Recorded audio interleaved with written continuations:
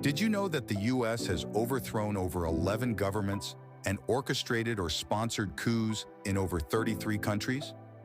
According to the Washington Post, the United States has been the orchestrator of regime changes globally a staggering 72 times. In this video, we delve into the depths of these interventions, examining the rationale behind the US decision to overthrow governments. Let's begin with Hawaii. In January 1893, a brazen coalition of white business and plantation owners, aided by a US envoy, executed a coup d'etat, forcefully removing the Hawaiian monarch Queen Liliuokalani from her rightful position of power. This audacious move occurred 6 years after the Queen's own brother, King David Kalakaua, was coerced at gunpoint to sign away his authority in a new constitution, which effectively transferred power to the white elite. Following the coup, the instigators wasted no time in advocating for the annexation of Hawaii by the United States, a goal that was achieved in 1898. For the next 6 decades, Hawaii remained under American control as a territory until 1959, when it was finally admitted as the 50th state of the United States of America. Next in line is Haiti. On July 28, 1915, President Woodrow Wilson commanded 340 U.S. Marines to seize Haiti's capital, Port-au-Prince, igniting the invasion. Acting on the orders of the Secretary of the Navy, Rear Admiral Williams Banks Caperton, the invading forces' mission was clear: to protect the interests of both American and foreign entities. However, beneath the surface of this military operation lay Woodrow Wilson's determined ambition to reshape the Haitian Constitution. This document strongly barred foreign ownership of land, a hindrance to American economic dominance in the region. Wilson envisioned a new constitution that would cement American financial control, effectively leveraging Haiti's resources to advance U.S. interests. Let's continue with Cuba. In 1933, the United States threw its support behind military leader Fulgencio Batista's coup to topple the Cuban government. After a couple of years, Fidel Castro forcefully removed Batista from power, establishing the Western Hemisphere's first communist regime.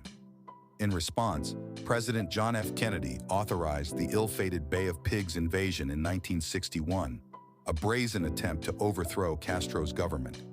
This failed coup spotlighted the emergence of a more covert interventionist approach, the CIA. Moving forward to Iran.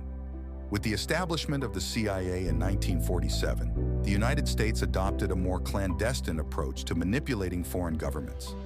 President Eisenhower and Director of Central Intelligence Allen Dulles made it a priority to ensure plausible deniability for American actions.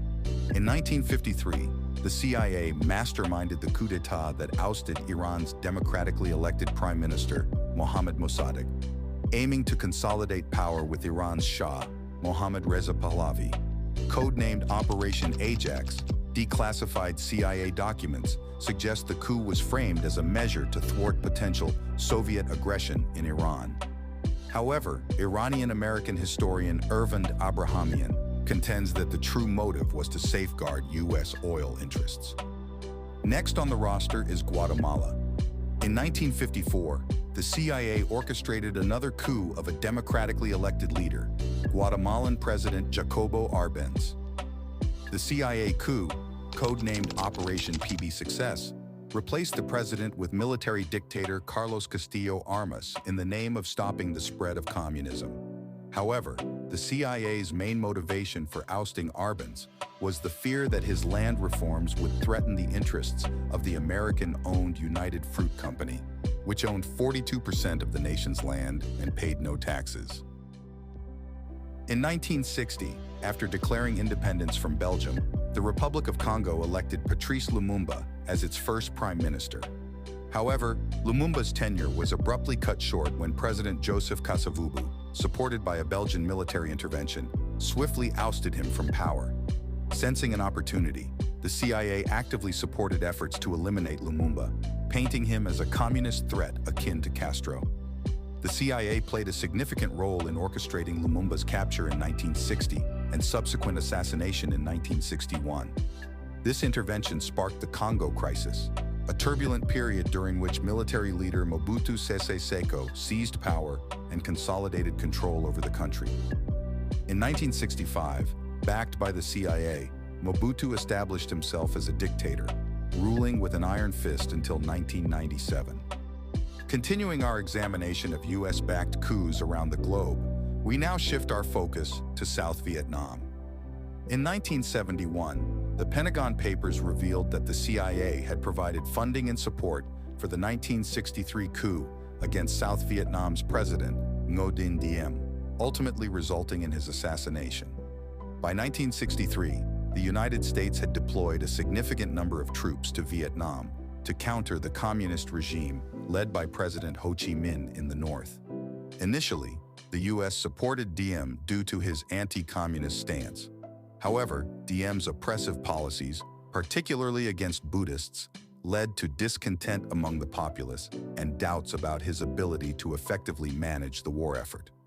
The coup and Diem's subsequent assassination occurred in early November 1963, just weeks prior to President Kennedy's tragic assassination. Moving forward to Chile.